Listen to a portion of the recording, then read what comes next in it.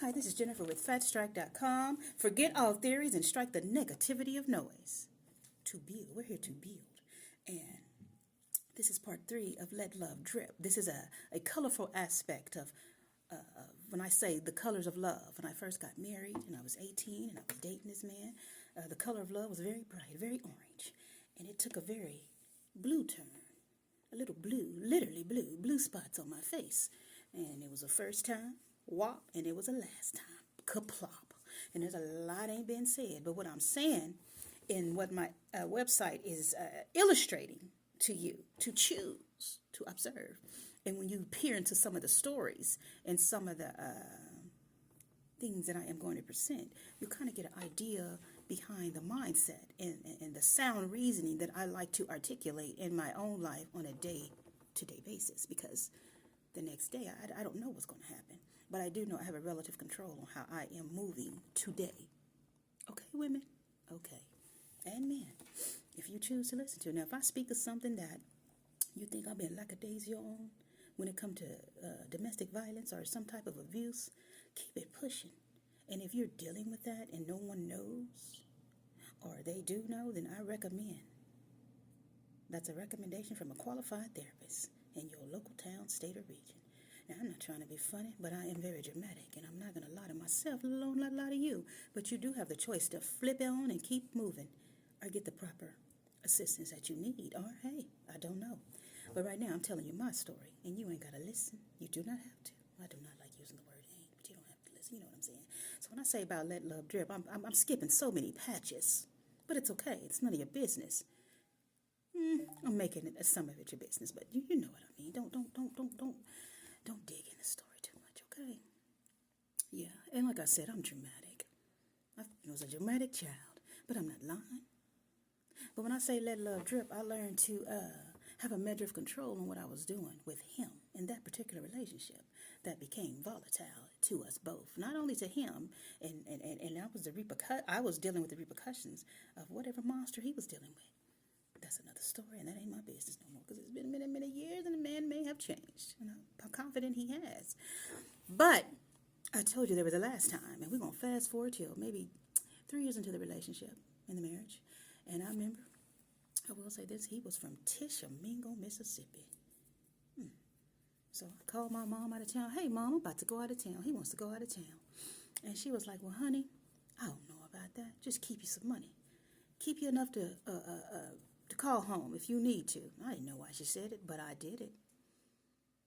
Yeah, because I did have my phone with me, but, I wasn't into the phone back then. I didn't care about that phone. He was my world at that time. So we ended up driving to Tishomingo, Mississippi, and what's so wild, he showed me his house that was on the road he lived in when he was a young man. And I was like, wow, that was the first time I had been anywhere in my relationship. I had been other places I'd visited as a young girl, Chicago, other places with my friends and whatnot, but that's another story. So I ended up going to Tishomingo, Mississippi. I met his family and So we about to go to a big reunion. He's about to show me off pretty much, and very country guy. So we go deep in the backwoods of Tishomingo, Mississippi. And when I look back now, we wasn't supposed to be in some places we went. We ended up going into a field where we ended up walking past cows. And I was like, this don't look safe. And he was like, you cool, you with me. And I knew I was okay. So we go into the real deep woods of his family. And he's sitting there. He's like, I'll be back, babe. I'm about to make a run. Now in my mind, I'm like, please don't leave me here. I'm going to get eaten. That's what I thought. I was scared. And he didn't leave. He ended up staying. So we ended up going to Walmart down there, because Walmart was a popping thing back then in Tishomingo, Mississippi. So we ended up going to Walmart, and I ended up picking me an outfit because it was hot. And I gave me a very cute little girl outfit, a nice little outfit. I mean, not a little girl, but just a nice outfit. It was like a body halter top or something. I love halter tops, and it was like some little shorts. Y'all, I sat in the car. I came out because I've changed in the car or whatnot. And he looked at me and he said, you gonna wear that? And I'm thinking, yeah, I got my little black outfit on. I got my little white, cute little sneakers on. I was popping. He busted out crying. And I'm like, oh, wow. Now, what's interesting about me. I never was like, why is this happening? I just was like, what's going on with you? You know, because I was like, what's going on with you? Now, I might have should have been a little fearful, but I wasn't. And that kind of worked out for me. Because wait till I get to the other part. So he started crying. He didn't want me to wear it. So I put on something else because I was tired and it was hot and I was ready to go because I was a little scared. Not of him, but some of the people down there. They just looked like they was going to eat me. That's just what my mind was thinking at 18. So we go there and we have a good time. On the way home, we about to go back home, y'all. And this was the last time it ever went down. Okay. We both driving and he's driving.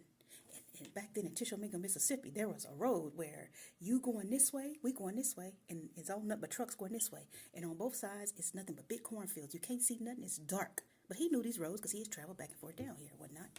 So we just driving. And he get mad, and he was like, I told you I didn't like the outfit. Wham! He busts me in the mouth. And pow, pow, pow. Pow, pow, pow. We tussling and rustling. We driving.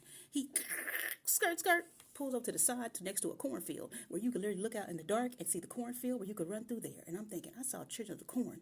I'ma die. That's all I was thinking. Now, I didn't tell him that.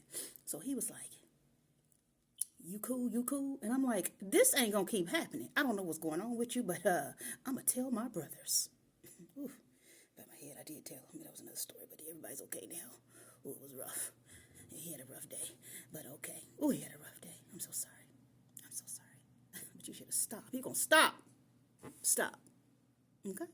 So, yeah, we on the side of the road. We on the cornfields here. Now, this is what I did like about him. He was a smart man. So, we on the cornfields on both sides, and you can see the other trucks. And these roads are like orange, dirty orange. And the car starts smoking. And, you know, I start praying because I'm like, I'm not about to be deep in the woods in some monster's basement. So, I look back and I say, hey, there is a truck back there with the lights on us. And he was like, what do you mean? I said, there's somebody with the lights on us. They can see us very good. So he's out getting out the car and my heart is beating. And he's like, hey, baby, if something go down, somebody start going, I want you to go that way and I'm going to go that way. And I'm thinking, I'm dead.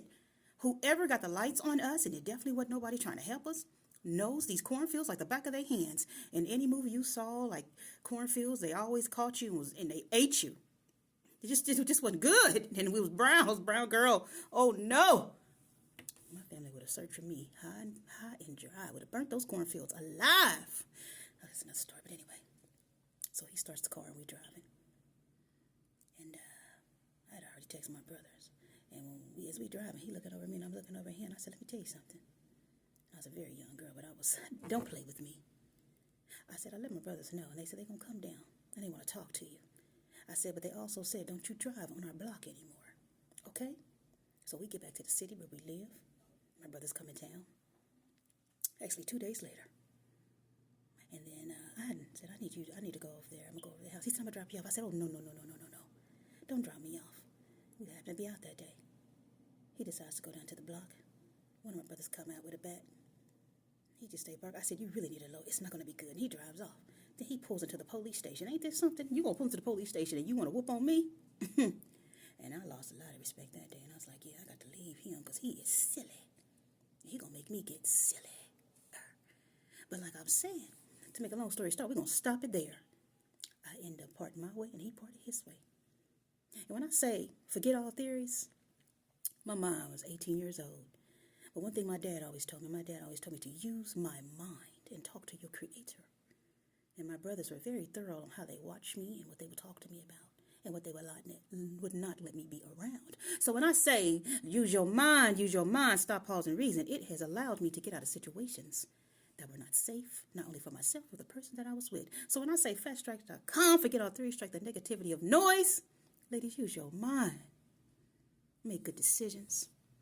And don't let that heart pitter-patter. And do not let nobody womp on you, okay? And that's the end of that story. But that's the end I'm going to do in letting love drip. And you kind of monitor how you are auditioning and showing your love and vulnerability. I don't mean not be a woman, but you can be soft with it and listen to what's been said and not what's been heard. Then the actions will follow and you will learn to see some other things. So, fatstrike.com. Strike the negativity of noise. It's going to be popping. All right. Thank you. Bye.